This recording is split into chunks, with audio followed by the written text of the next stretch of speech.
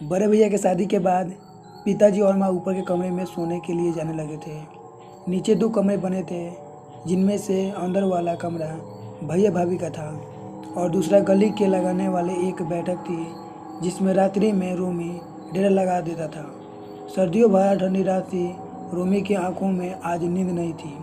किसी तरह नींद आई थी कि तभी रोमी के एहसास हुआ जैसे खिड़की के पास आहट हुई। कभी पायल की रुनानक सुनाई पड़ रही थी तो कभी चूड़ियों की खनखनाहट।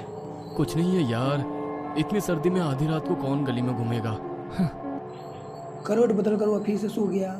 थोड़ी देर बाद फिर से लगा कि बाहर कोई खड़ा हो। चूड़ियों की आवाज़ और तेज हो गई थी। अगर वास्तव में कोई बाहर है तो दरवाजा क्यों नहीं खटखटा रहा? और इतनी रात गए कौन औरत ऐसे गली में घूम रही है? रूमी खिड़की के बाहर कान लगाकर सुनने की कोशिश की तो उसके कानों में किसी महिला की चलने की आवाज़ सुनाई पड़ी। रूमी के दिल का धड़कन बढ़ने लगी। उसने हिम्मत करके खिड़की खोलकर देखा। सामने वाली घर में रहने वाली भाभी काले कपड़ों में चली जा रही थी। उनके लंबे बाल बिखरे हुए थे। उनके साथ एक काला साया भी लहरा रहा था। ऐसा लगता था जैसे वे साया भाभी को कहीं ले जा रहा है। भाभी चुपचाप चली जा रही थी। गली में लगी बल्ब के कारण साफ नहीं दिखाई पड़ रहा था। रोमियो ने आंख मसल कर देखा। एक अनजान साया भाभी के साथ जा रहा था। डर से उसके पसीने छूटने लगे। रोमियो ने खिड़की बंद कर दिए। उसके बाद नींद उसके आंखों से भाग गई थी। कमल में रात भर कांपते कांपते पड़ा रहा। अगले सुबह बड़ी मानसून खबर लेकर आई थी। सामने रहने वाली रीना की कल रात प्रसव के दौरान मौत हो गई। बेचारी का नन्हा सा बच्चा बिन माँ के अकेला रह गया। ये कैसा न्याय है ईश्वर का। यह खबर सुनते ही रोमियो का चेहरा सफेद पड़ने लगा। रीना भाभी की मौत हो गई जैसे कि वो कल रात को देखा। वो कौन थी और वह भयानक काला साया?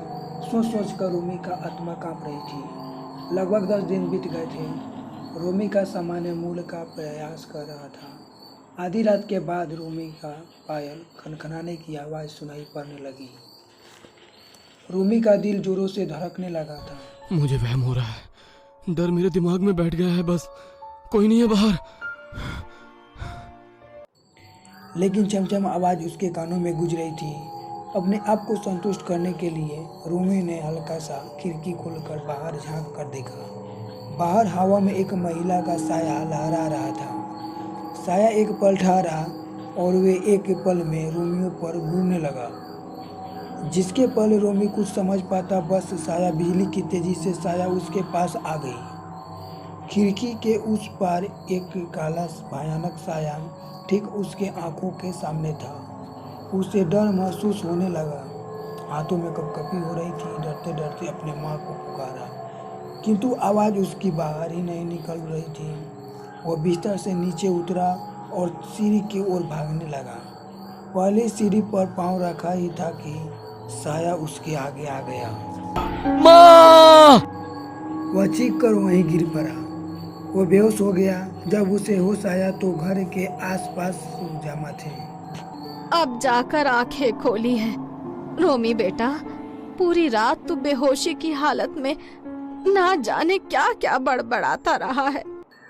माँ के मुंह से रात की बात सुनकर रात का तारा उसके आंखों के आगे घूमने लगा। रोमी, बोल बेटा, क्या हुआ है तुझे? तू सीढ़ियों पर क्या कर रहा था? ऐसे कैसे अचानक गिर पड़ा? आज से पहले तो कभी यूं बेहोश नहीं हुआ तू।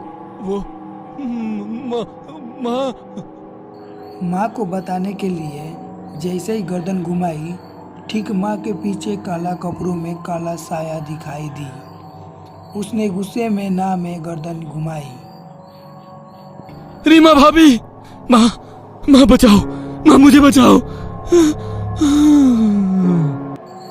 इतना कहते ही रोमी को फिर से चक्कर आ गया।